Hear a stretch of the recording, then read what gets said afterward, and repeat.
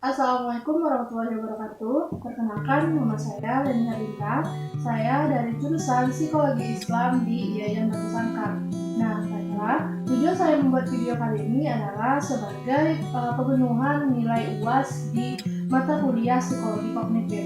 Nah, baiklah, pada video kali ini akan ada pemaparan materi mengenai memori jangka panjang dan memori jangka pendek, dan juga akan ada juga selingan games mengenai daya ingat.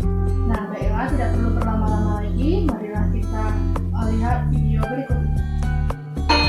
Terdapat dua tipe memori atau ingatan, short term atau jangka pendek dan long term atau jangka panjang. Anggaplah kalian disuruh oleh ibu kalian untuk membeli 2 karton susu, 1 lusin telur, dan 1 kotak meses. Kalian akan mengingatnya sampai berhasil membelinya. Namun setelah itu, tanpa sadar kalian akan mulai melupakannya karena informasi itu tidak akan berguna. 1 bulan berlalu dan ibu meminta kalian untuk membeli hal yang sama seperti bulan lalu. Apakah kalian akan ingat? Jika tidak, maka kalian akan diingatkan kembali oleh sang ibu.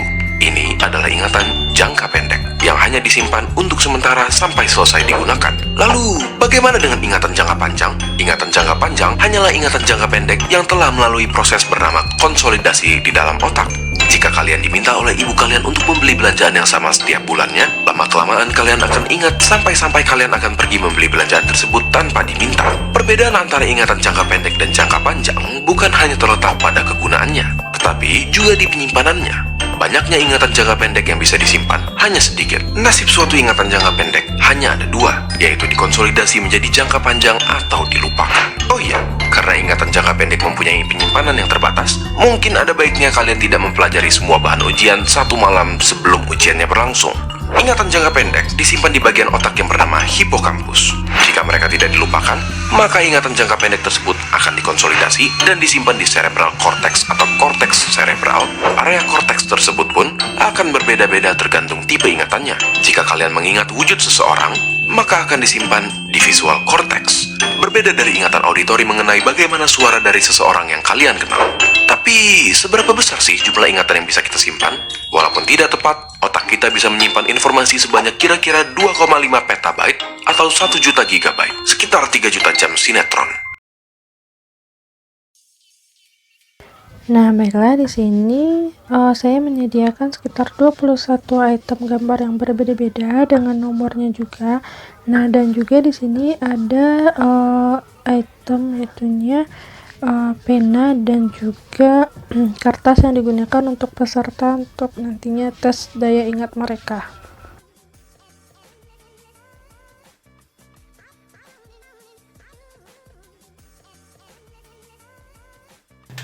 Nah, baiklah, di sini saya memberikan waktu selama 30 detik untuk menghafalkan nomor dan gambar tersebut. Nah, karena waktu 30 detik sudah terlewati, baiklah, pada sesi selanjutnya yaitunya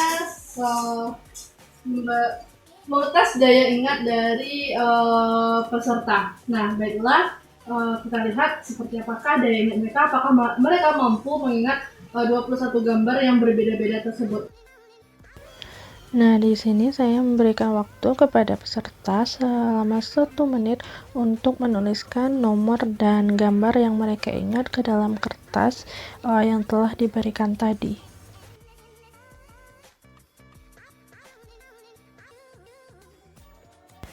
Nah, setelah waktu 1 menit tadi, kita telah mendapatkan hasil dari kedua peserta. Itunya yang pertama, peserta Zulfi menjawab itunya 9 item dari 21 item. Namun, ia hanya dapat menjawab benar 8 item dari 9 yang telah ia jawab.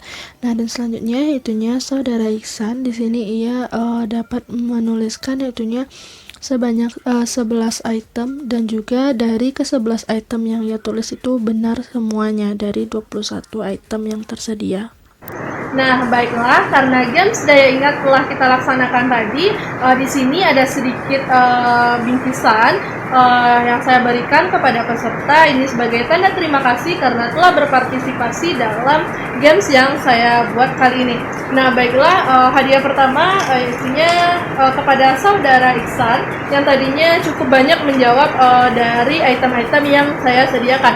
Nah, yang kedua yaitunya kepada saudara Zulfi yang juga tadinya banyak menjawab pada item yang saya buat.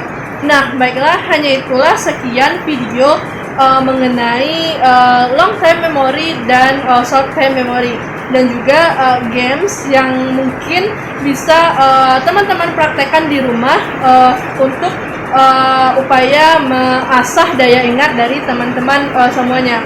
Nah, baiklah, sekian dari saya, Leni Herlinda. Saya sudahi. Wassalamualaikum warahmatullahi wabarakatuh.